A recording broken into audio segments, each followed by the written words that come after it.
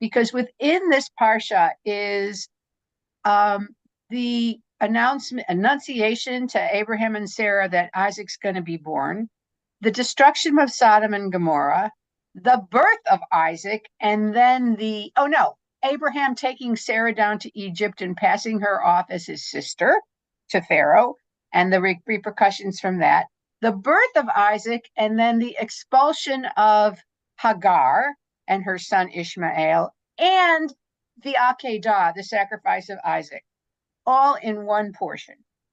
I mean, we could spend a year just studying this parsha. So we have to be selective.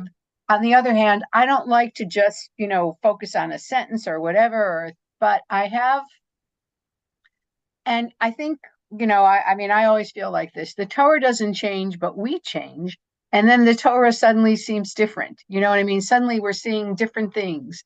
So there's a couple things I want to look at. And one of them that I suddenly noticed was preemptive behavior, anticipating a disaster and preemptively taking action, which I never noticed before. But of course, we're in this war now and unprepared for what happened. And now there's other things going on. And suddenly I was looking at the Torah and seeing all these things. Now, this is also, written thousands of years ago. I'm not saying this is our value system today, but it's fascinating to take a look and suddenly pull out these threads of the different characters who seem to do that, which reflects at least a mentality of then. And do we still agree with it?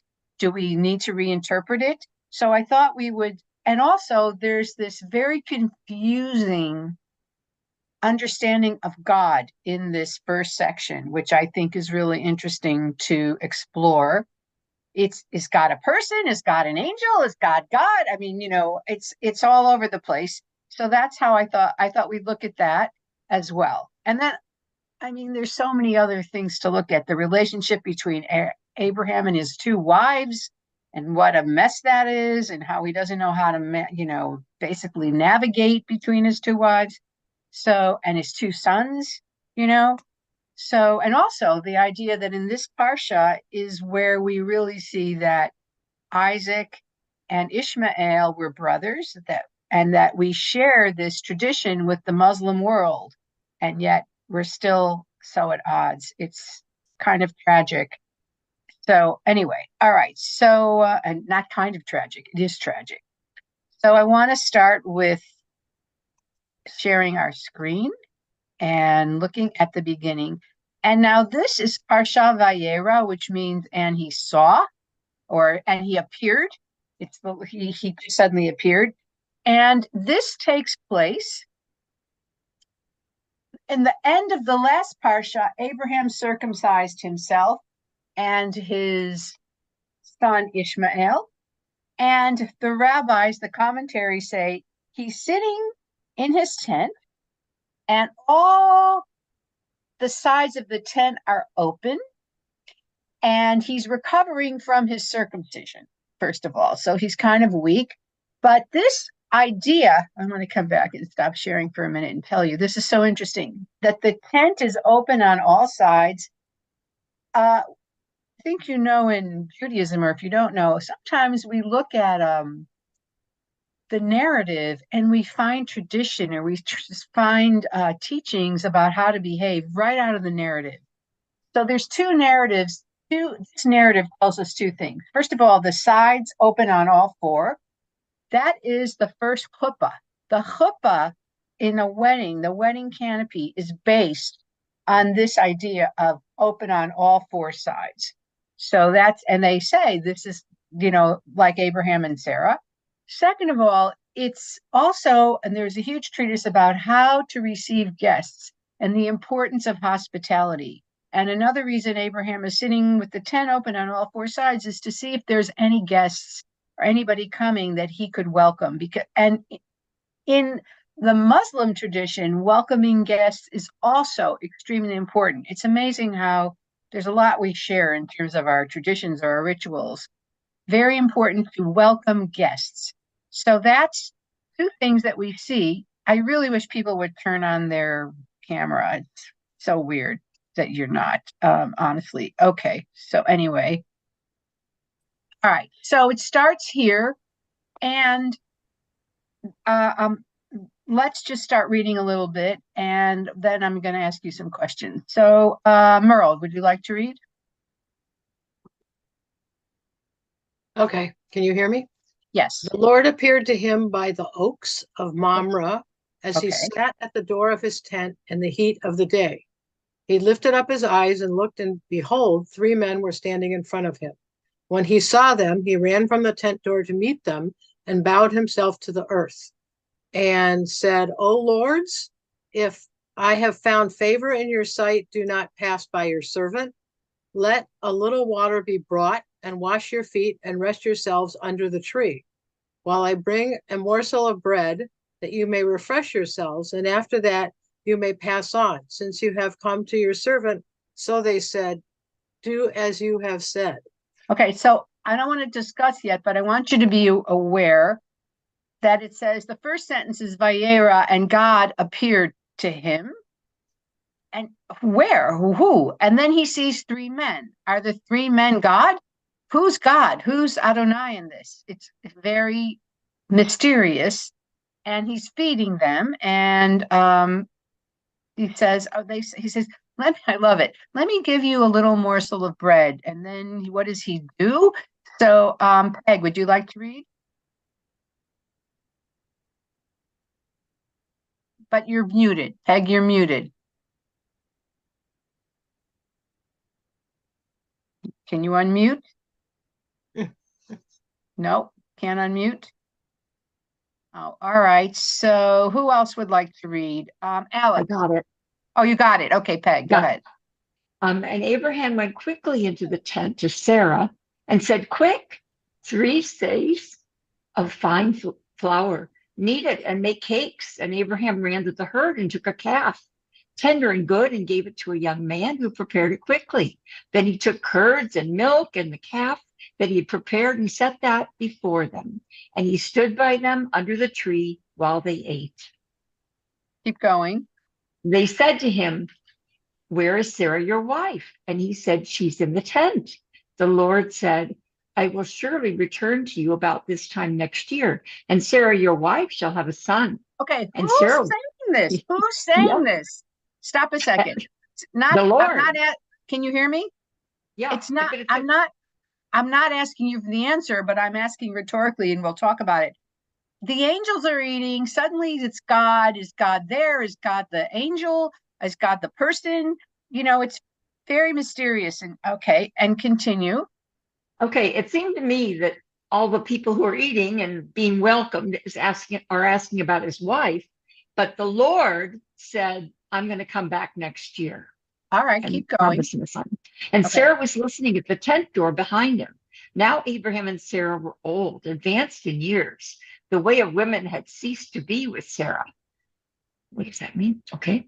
So Sarah laughed to herself, saying, You know what? This had to be, yeah. after I'm worn out and my Lord is old, shall I have pleasure? I mean, she's 90, 89 at this point, Right. by the way. And all right, so Alex, why don't you read this? If you want. If you unmute. Alex. Hello? Yes, hello. Okay. Okay, go ahead. Sorry, I was chewing. Okay. Oh, okay. The Lord said to Abraham, why did Sarah laugh and say, shall I indeed bear a child now that I am old? Is anything too hard for the Lord? At the appointed time, I will return to you about this time next year. Sarah shall have a son. But Sarah denied it, saying, I did not laugh, for she was afraid. He said, no, but you did laugh. Okay, let's stop for a minute. Okay. So, who's talking, and is God separate from those 3 guys, those 3 people? Do you think, and if so, is he just talking, who's he talking to, and is everybody hearing his conversation with Sarah? And he says, no, you laughed. Is that God saying to Sarah? So God's talking to Sarah. It's really interesting So first I want to see what you think. And then what does it sort of say about the ancient world and God? Because the ancient, our idea of God constantly has evolved. And when these things were written, certainly there was the pagan idea of God very much competing with the monotheistic idea of God. I mean, Abraham was the only one. Alex. I think it says that the idea of God or a divinity was very fluid. So nowadays in Judaism, of course, we have this idea that the monotheism, God is there's one God, and the God is um, completely beyond description, completely beyond or kind of beyond description, beyond comprehension. Um, doesn't have like a face and hands. Would not take the form of a human being. That kind of sounds a little bit like Christianity.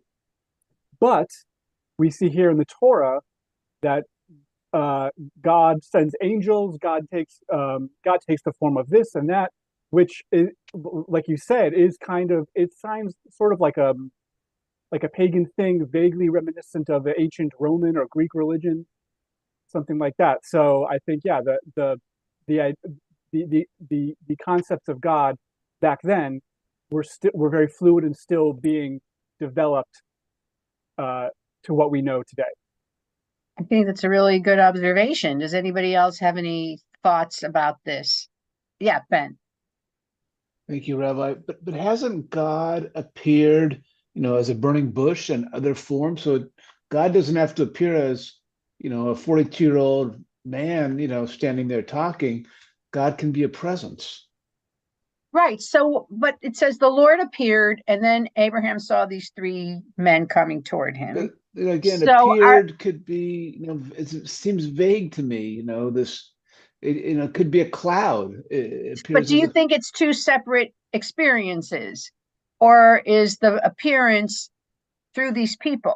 Because they come and give this prophecy, and then God suddenly is talking and saying, like, why did she laugh? And can I do this? So do you think it's two different experiences that's happening simultaneously? Like God is there and the angels are there? Are the angels manifesting God at that moment? I'm not saying I have the answer. I think it's really interesting. And every time you look, you go, wait a minute, who's talking, who's prophesying, who's coming back a year from now? You know what I mean? Does I'm anybody else? going to agree with my rabbi and say it's interesting. Oh, I like what Alex said, that there was a fluidity there between, it was possible for God to manifest through a person. It's not God, but God's talking through this person. Is that what it's happening? It's unclear. Merle, and then okay, and then Rebecca. Go ahead. I think then, I mean, to me, it was like everybody has their own self-interpretation that is this person even God? Is this being even God? And what is it that's making me or expecting me to do things? And maybe it's the beginning of the philosophy of there is a God and who or what is God. That's interesting. So the idea of God is still being formed. It's Yeah. it's information. Okay. Rebecca. Yeah, and I want to expound on that thought in that for Moses, God appeared in a cloud, right? And It was well, Bush first, Bush. It's more of a metaphysical appearance, where it seems like in the beginning there needed to be a physical appearance of God for Abraham and in this story to understand the presence of God. It's interesting what just struck me, and then I'm going to call on Doug. You had your hand up, right, Doug? Did you have your hand up? Yeah. I want also in the Jacob story, he wrestles with a being, and we call it an angel. He wrestles all night, but then his name that's given to him is Yisrael, which is wrestled with God.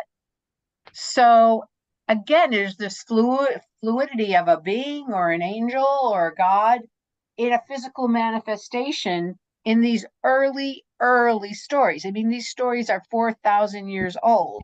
So it does seem like the idea of God, and the word for angel is malach, which also means messenger. So it's a messenger, it's a manifestation, but it is very fluid. Doug, did you want to say something? I mean, Brad, sorry. No, you didn't. Okay, I thought your hand was up. Panina. Hi.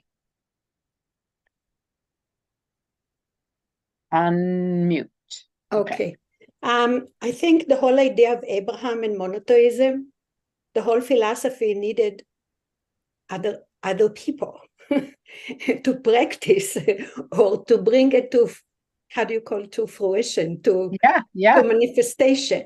So if he has to be a very good host and not right away think that it's an enemy that's coming, that he needs to fight whoever shows up on his property. We have here the first motion of being a host, of taking care of other people.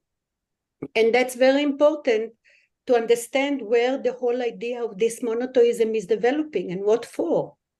He's coming here to make changes. He's drawing wells. He knows already that water is essential, and his neighbors doesn't bother him. He's well accepted within the other people that live there. In fact, he had very good, the way that when I studied this portion, it was said that Abraham was such a righteous man. He had good relationship with all the other people in the land. And when he wanted to bury Sarah, they said, no, take it.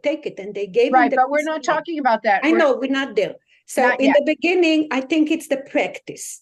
The practice that people come to your place, you're a host. You host them. Yes, but we're also talking about is the fluidity in the language of the God appears, then three men appear, then the God say, some of the people say something, then God start speaking, and like it's like the fluidity of God through the appearance a person, of idea of appearance, God. Yes.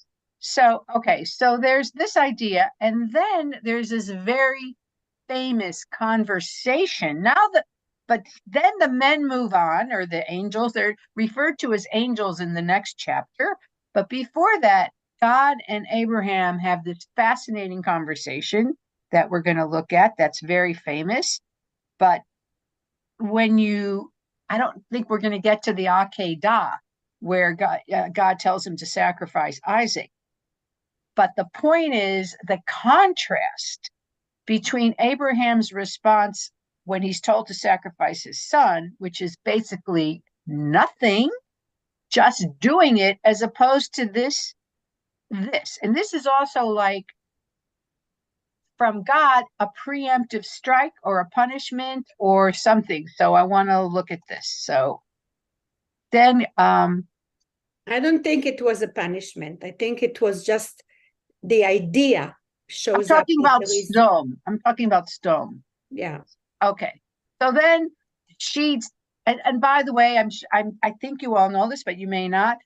The word for laugh is litzchok or yitzchak, and that's why Isaac is named Isaac or Yitzchak, because Sarah laughed when she was told she would have a child, which she would be 90 when she gave birth, and which according to the tradition she was, but this is an ancient story, so we take it all with a grain of salt. Okay.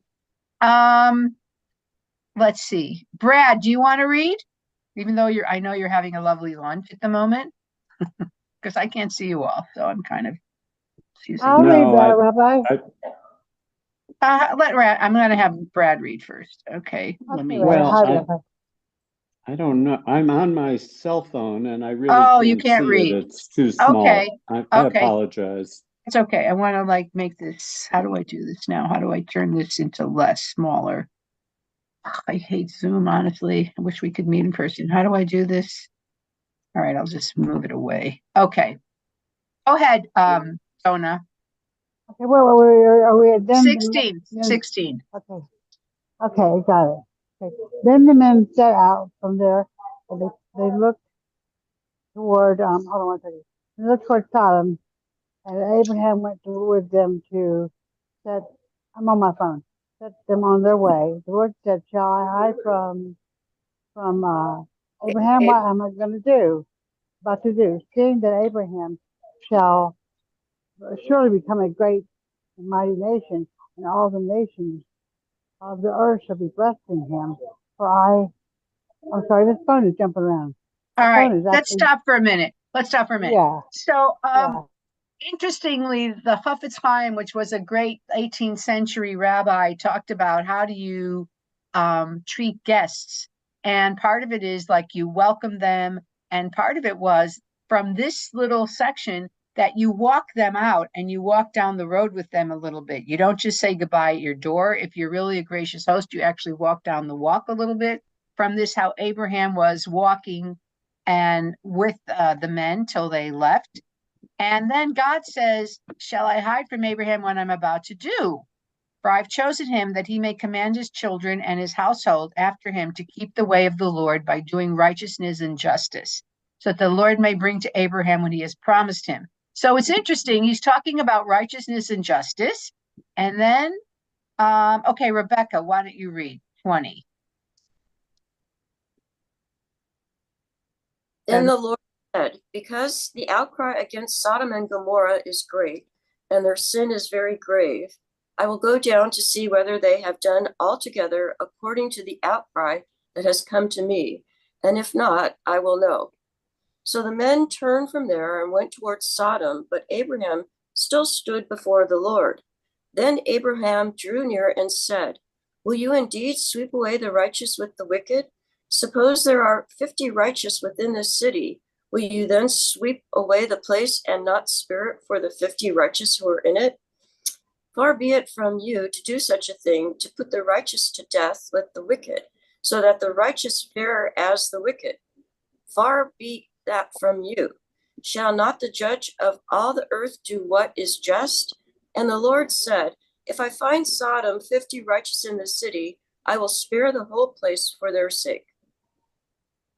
A little more. Abraham answered and said, behold, I have undertaken to speak to the Lord. I am but dust and ashes. Suppose 5 of the 50 righteous are lacking. Will you destroy the whole city for lack of 5? And he said, I will not destroy it if I find 45 there. Again, he spoke to him and said, suppose 40 are found there. He answered, for the sake of 40, I will not do it. Then he said, oh, let not the Lord be angry, and I will speak. Suppose 30 are found there. He answered, I will not do it if I find 30 there.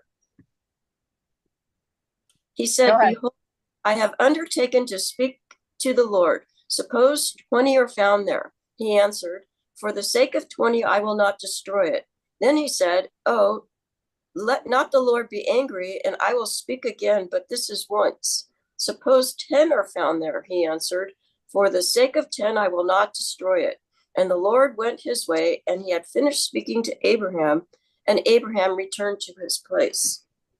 Okay, so first of all, this is where we get the idea of a minyan. Of 10 is the minimum. From this story, that as low as he went was 10. So you need 10 for a community from this story. Second of all, so what do you think about this? Like, how does Abraham view? First of all, it's interesting that God says, I'm going to go and take a look. Doesn't God already know? So what does that say about the nature of God? And secondly, why do you think Abraham cared so much? Why did he bargain and bargain and bargain? And then later, because I know we won't get to it today, maybe we'll, not say boo, not say anything when God told him to sacrifice his only son. Not his only son, he had another son, his son Isaac, his heir to the Jewish people. So why do you think Abraham cared so much? And what does it say about even this early vision of the Hebrew God? What is that? What does it say? What we're hoping it will be. Ben. There's a conscience. You know, I don't want to kill people if they're not bad. So I have some conscience, good conscience. Well, yeah, I mean, it seems that even in this early story where there's one section where God is fluid, it speaks through men, speaks, I don't know, a voice here, God and Abraham. The idea in the Torah is Abraham already saying, you are righteous and you are just and you are merciful. So even from the very beginning, and remember that God, it's like human beings. This happens a few times when the Israelites are just so rebellious that God literally says, I'm wiping them out and starting over with you, Moses, because I give up. And he says, no, you can't do that. You're a God, compassion to the thousands, and you're full of mercy and justice. And remember who you are. So it's like we're kind of partners in the ancient world in envisioning the kind of God we need and the kind of God we want, and it's like God lives up to our expectation of what God should be. And I feel like even today, we manifest God through our values. We manifest the idea of godliness or holiness or sacredness through the values that we have and perhaps were given to us. But it's such a symbiotic back and forth. Certainly in the beginning, and I know Panina's going to talk about this, where there's like the merging of the pagan. It's the response to the pagan, cruel, and I'm going to call on you in 1 second. No, it's not exactly that. Okay, go ahead. Okay.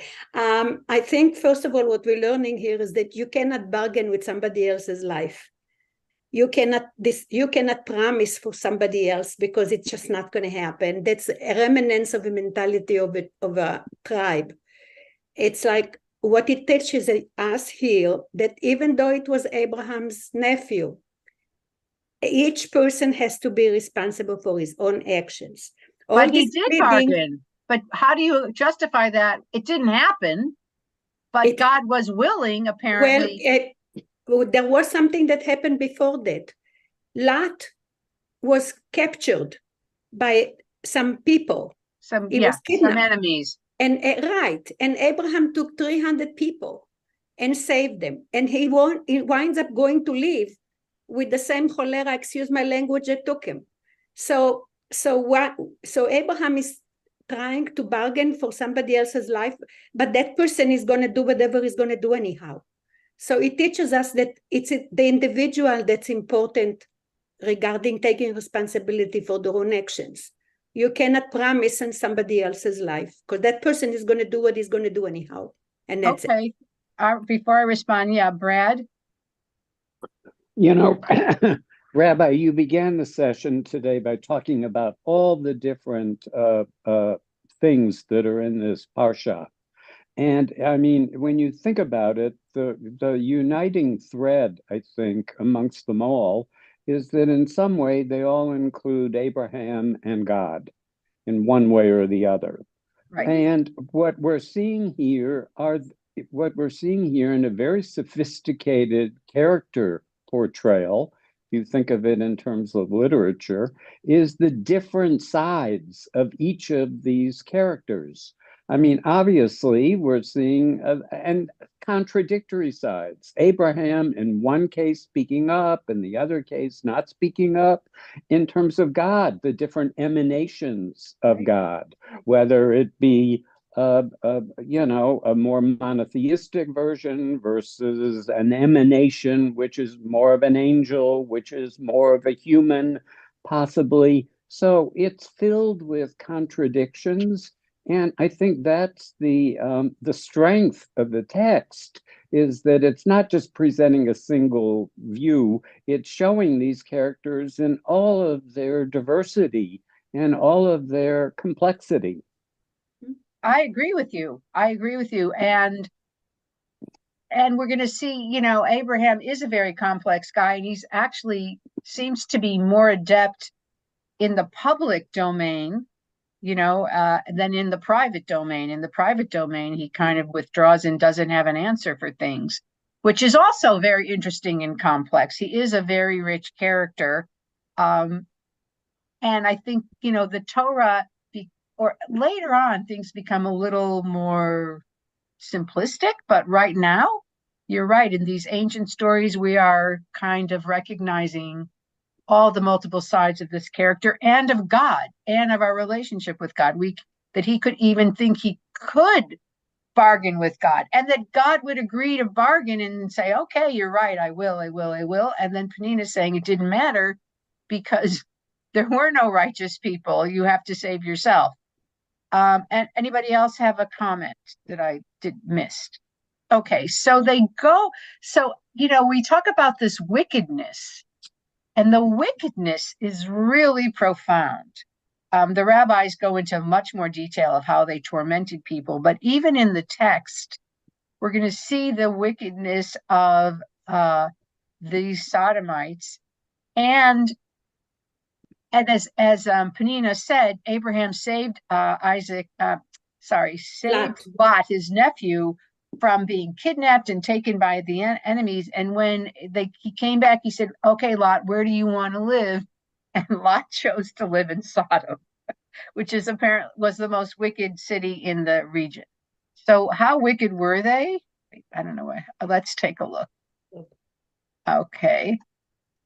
If you're a feminist, you're not going to be happy with this story at all. It shows you the difference between how Lot and Sodom took their guest and how Abraham That's right. Very good. So Lot is also right away you see a part that are the opposite. Okay, absolutely. So Peninnah, why don't you read? Okay. The two angels came to Sodom in the evening, and Lot was sitting in the gate of Sodom. So let's just stop. Exactly the same thing, like Abraham sitting in his tent. Lot is sitting there, and now they're called angels. We didn't call them angels before. Now, and there's only two, because there's this midrash that angels can only do one task. They have one task and they're done. So one announced the birth of Isaac. He's gone. He finished his task. So we have two more left. This is a midrash because whenever there's something missing, like why are there only two? Because the third one already accomplished his task and he's gone. Okay, continue. When Lot saw them, he rose to meet them and bowed himself with his face to the earth and said, my lords, please turn aside to your servant's house and spend the night and wash your feet. Then you may rise up early and go on your way. And you're right, Peninnah, it's the same thing. Let me wash your feet. Let me be your host. The exact same thing. Go ahead. Okay. But he pressed them strongly. They said no. They said no. We will spend the night in the town square. But he pressed them strongly. So they turned aside to him and entered his house. And he made them a feast and baked unleavened bread, and they ate. I wanted to tell you, baked unleavened bread, Abraham did the same. He told Sarah, Maria fi ugot matzot. So if you think that matzah was invented in Passover, no. They knew about it all the way then back. Right. It's the quickest bread to make. It's the quickest. You can make it in 18 minutes. Yeah, and she said they call it matzah. He told her, Maria fi ugot matzot. Okay. Anyhow, both young women, but before they lay down, the men of the city, the men of Sodom, both young and old, all the people to the last man surrounded the house. Okay, so just you notice there were not even 10 righteous ones. So even though Abraham bargained down to 10, there's no 10. It's all to the last man. They're letting you know there's no 10. Go ahead. And no women came to the doors of the house. Pay attention. Okay. Right. And they called to Lot, where are the men who came to you tonight? Bring them out to us that we may know them. Well, you know what they call know them in the Bible. Have sex with them. Exactly. So Lot went out to the men and at the entrance, shut the door after him and said, I beg you, my brothers, do not act so wickedly. Behold, I have 2 daughters who have not known any man. Let me bring them out to you and do to them as you please. I would kill them, so it's okay. Only do nothing to these men, for they have come under the shelter of my roof. Okay, so he's offering his virgin daughters to be gang raped in place of these guests, these strangers, because their twisted idea of hospitality And so this is the city that, sodomy, by the way, comes from this story, if you didn't know, from Sodom. Okay, continue. But they said, stand back. And they said, this fellow came to sojourn, and he has become the judge. Okay, so Now they're we- meaning like Lot came from outside. Yeah. He's a stranger, and now he's judging Yeah. us. No rules in the house, right? Right. Now we will deal worse with you than with them. Then they pressed hard against the man Lot, and drew near to break the door down. But the men reached out their hands and brought Lot into the house with them and shut the door. And they struck with blindness the men who were at the entrance of the house, both small and great. So they wore themselves. No, they whore. Is that what No. you? They wore themselves out, meaning you got exhausted, groping for Okay. the door. No H there, right? Okay. Okay, let's stop for a minute. Okay, so Okay. here's the difference between Abraham and Lot. It's interesting, though, that they still save him, maybe only because he's related to Abraham. And we have this tradition in Hasidic and whatever, like sometimes because of your righteous ancestors, you will be saved or you will be blessed, or this concept, this idea.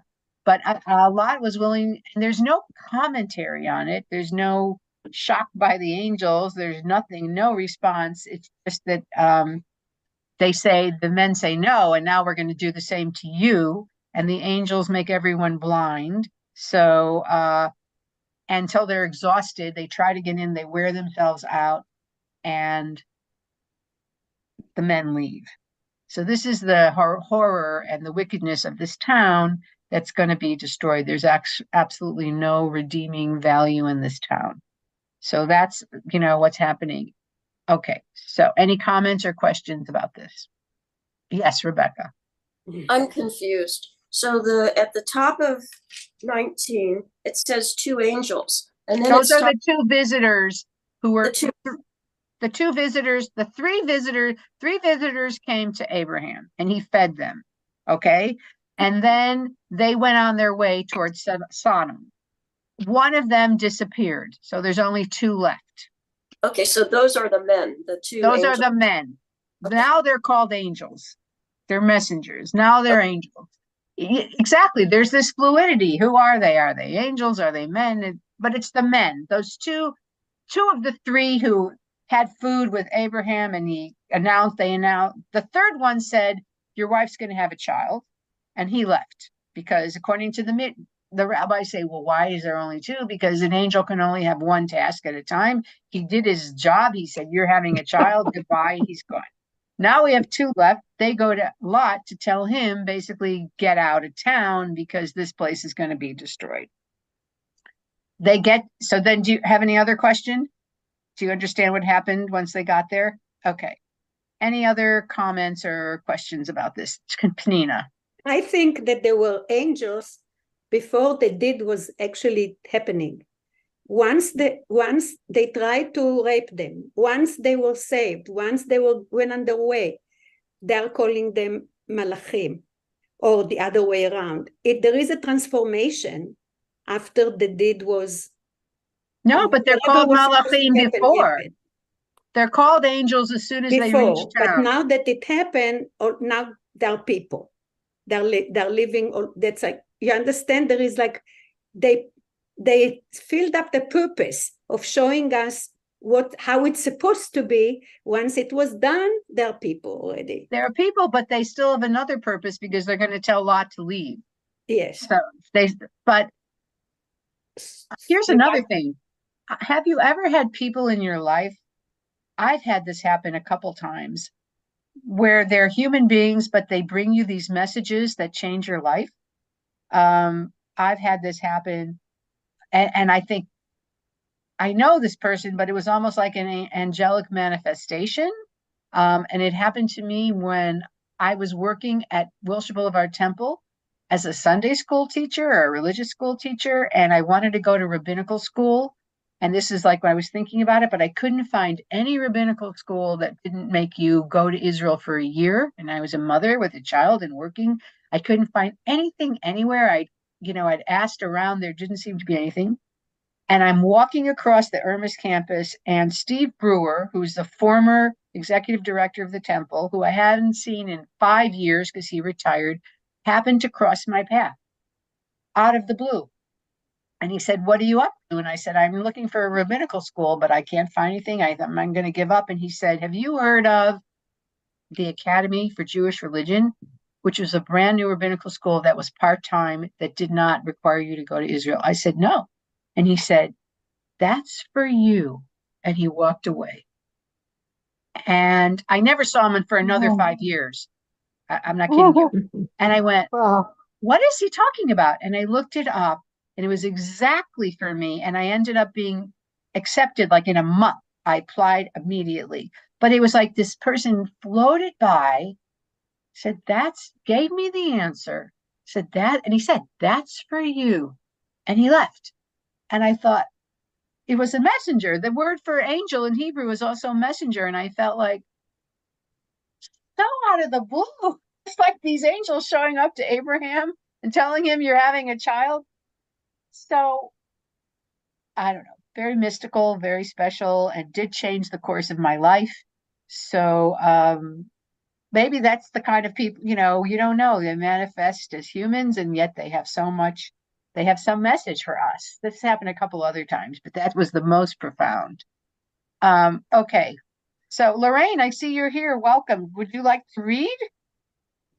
Yeah, sure. I have my camera off because the internet is not as good here. But yeah, can you put the text up? Yeah, I'm going to do it right now. Okay, so here we are, right here. Perfect. At number 12? Yeah, wait. Yeah, go ahead. Wait. Yeah, 12. Here, right here. Then the men said to Lot. Do you see it, Lorraine? 12. Hello? It says 12 in the corner. 12, right here.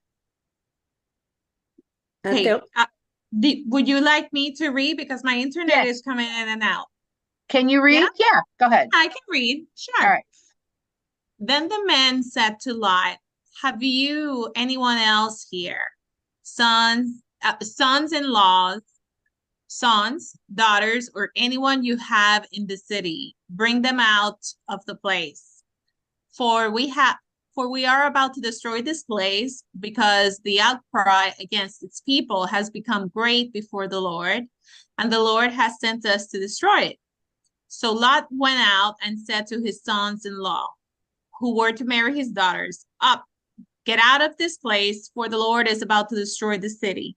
But he seemed to his sons-in-law to be jesting. They thought he was kidding. Keep going. As morning dawned, the angels urged Lot, saying, "Up, take your wife and your 2 daughters who are here, lest you be swept away in the punishment of the city." But he lingered. So the men seized him and his wife and his 2 daughters by the hand, the Lord being merciful to him, and they brought him out and set him outside the city.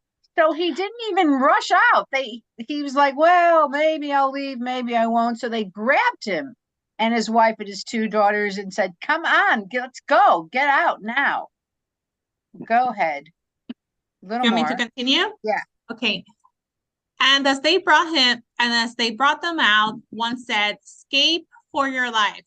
Do not look back or stop anywhere in the valley. Escape to the hills, lest you be swept away."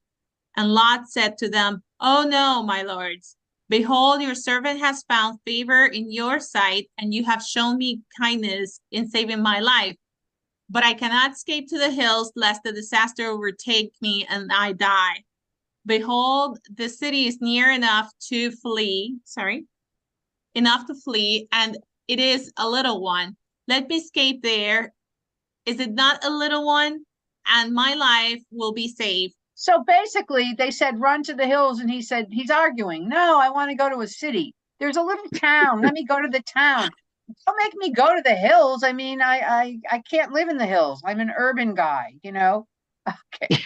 It looks like he didn't want to be saved. Very ungrateful. Yeah. Wait, sorry. Hold on. He said to him, behold, I grant you this favor, that I will not overthrow the city of which you have spoken. Escape there quickly, for I can do nothing till you arrive there. Therefore, the name of the city was called Zoar. Okay, I'm going to read this. The sun had risen on the earth when Lot came to Zoar. Then the Lord rained on Sodom and Gomorrah sulfur and fire from the Lord out of heaven. And he overthrew those cities and all the valley and all the inhabitants of the cities when what grew on the ground. But Lot's wife behind him looked back and she became a pillar of salt. So that's very famous. So first of all, if you ever go to Sodom, it is just barren and desolate and nothing grows there. And the Dead Sea is full of salt. Nothing can live in there. And so there's a tradition around that this is, what happened. But okay, Penina, yeah. They say that according to archaeological findings, all those names of places that we see at that particular story, there were stations where the caravan used to do their trades. So if you hear about, excuse me? There were real places that are, they were used for trading because nothing could grow there anyhow. So we ask ourselves, why are they there? That's why. Okay, they were so like stations. What do you think is the meaning of don't look back and the pillar of salt idea? Brad? No, I wasn't going to comment on that. Oh, that's okay. Go ahead. But I mean, that is interesting. And of course, you think of Eurydice also in Greek mythology. Orpheus looks back and how fatal that is for the looking back. It cannot be a good thing in the ancient world. Right. But anyway, what I was thinking about was what is really the crime of the people of Sodom? Is it their homosexuality, or is it the violation of the hospitality code? And I would think it's more the latter that is the sin of those people, because the hospitality code was so important in the ancient world. You're right. And in Rashi, there's a description of what they did to guests.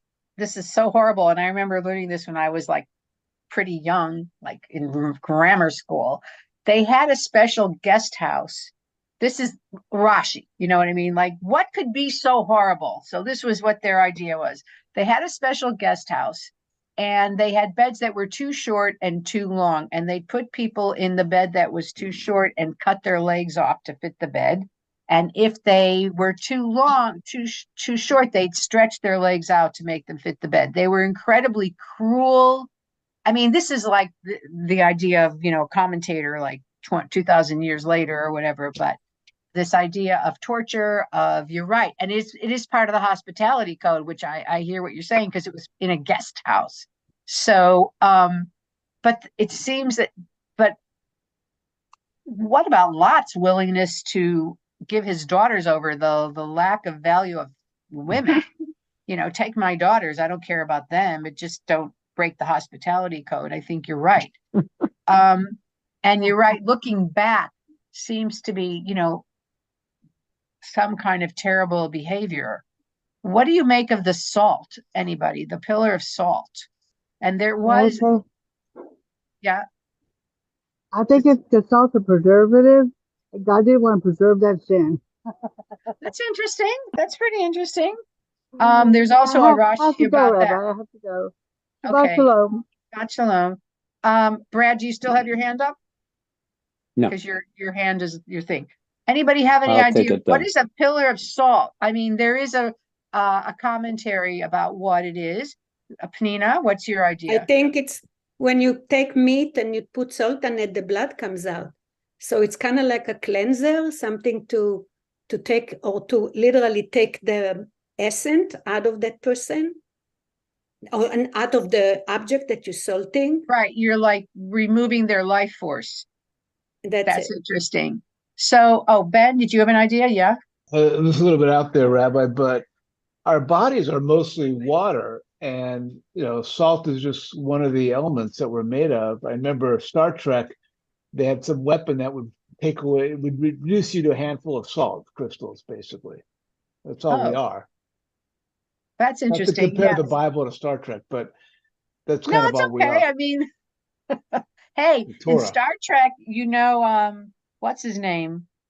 Dr. Spock, he took this signal from the priestly, this is the hand signal for the priest, the high priest, when they give the blessing. And he took that and made it a Star Trek thing. So, but yes, Pina. I also think that that's what there was a lot of it in that area.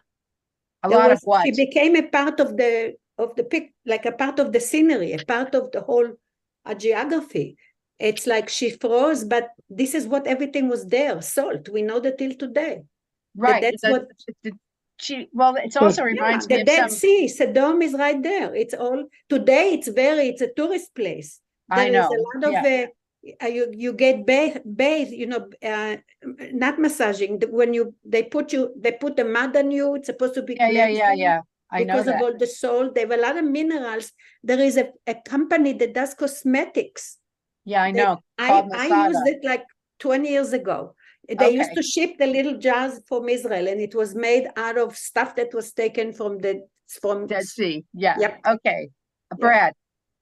But isn't it puzzling? I mean, Locke was not told not to look back, was yes, he? They said, don't look back. They did say it's in the text. text. They said don't. Oh, it's in the text. Okay, I missed that. I don't have the text in front of me. Yeah, it says do not look back. So just like Orpheus, he was told, in both cases, they were told not to look back. Orpheus was told not to look back, and Lot is told not to look back.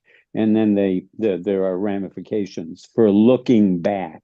And what is there about looking back that is so that is worthy of such punishment?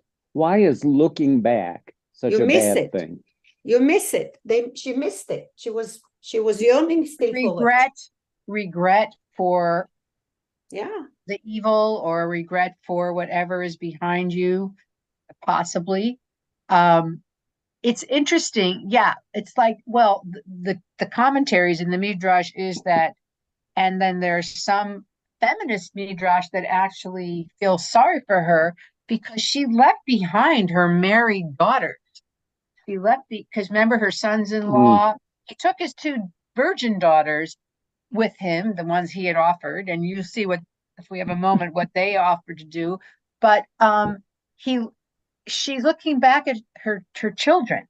And so like there's feminist, interpretations that say it was unfair, and who wouldn't look back when you're leaving behind your children, what's going to happen to them. Then there's another midrash that salt was a very rare commodity, very precious commodity. It was very hard to get. There is a whole book written about salt. Okay, there is a whole book. And apparently sometimes you had to take the water or the sand and you had to dry it out and separate the salt, and that Lot's wife had salt, this is a midrash, and she would not share it or let anyone else partake of it. So they said, okay, you love salt so much, we'll turn you into salt. So but I actually, so there's like all these trying to understand why salt, but I also think the idea of Penina saying, it's like, it's part of the landscape. So now you'll look back, you'll be part of this landscape permanently. It is like a Greek mythological punishment, like turned into a tree, that you transform into things. Because what had happened to Narcissus, he couldn't stop looking at himself in the water, so they turned him into a tree, or so he would just be always looking in the water, that kind of a thing. So unfortunately, the next part of the text is so interesting, and that Lot and his daughters are in this, barren place, and his two daughters think they're the only human beings left on the planet. And so in order to save humanity, they decide, each of them, to have sex with their father and get pregnant and have a child. And each of these children become the ancestor of tribes that surrounded Israel. Ammon, and what's the other one? I'll look at it right now. And there's no punishment for them. There's no anything, no repercussions. Let me get to it. Hold on.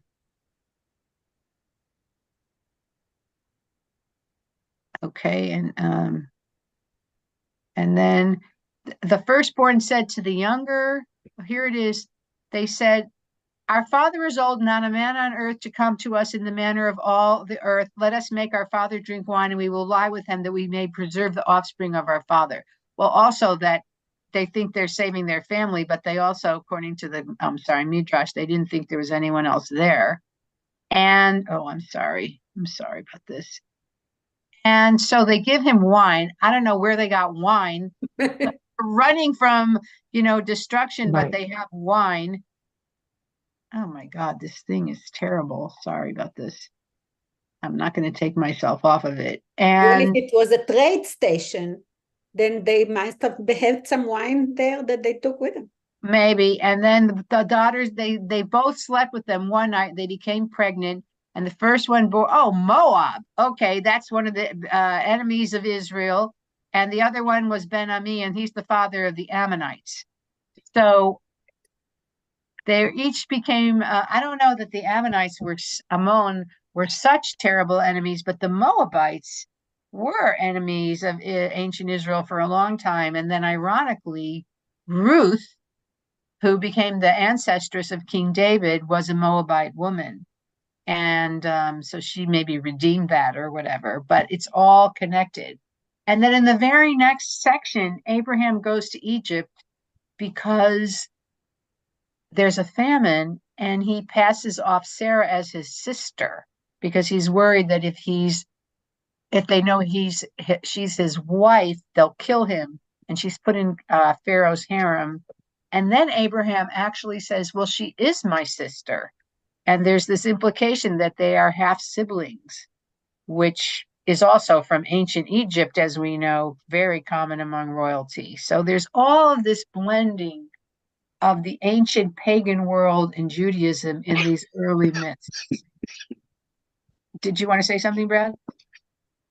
No, he's fine. So I urge you, if you have a Tanakh, to go and read this chapter, because then we get to Ishmael and Hagar and Sarah seeing something. And this is where I wanted to get to the preemptive thing. She thinks she sees something, and she kicks out Hagar before anything can happen. She senses something bad is going to happen, and she kicks her out ahead of time. And Abraham's very torn by this, but God says, listen to your wife. So there's a lot of this idea of suspicion and then action before something can happen is an interesting concept. Anyway, I want to wish you all Shabbat Shalom. I wish we had more time on this. I know next week you go to another Parsha. So what can we do? I mean, we should do a Torah study just on Bereshit. It could take a year for sure. I wish you all a great Shabbat Shalom, and I hope to see you soon. Bye. Thank you. Thank you. Rabbi. Shabbat Shalom. Shabbat Thank shalom. you. Shabbat Shalom to Shalom to all. everybody.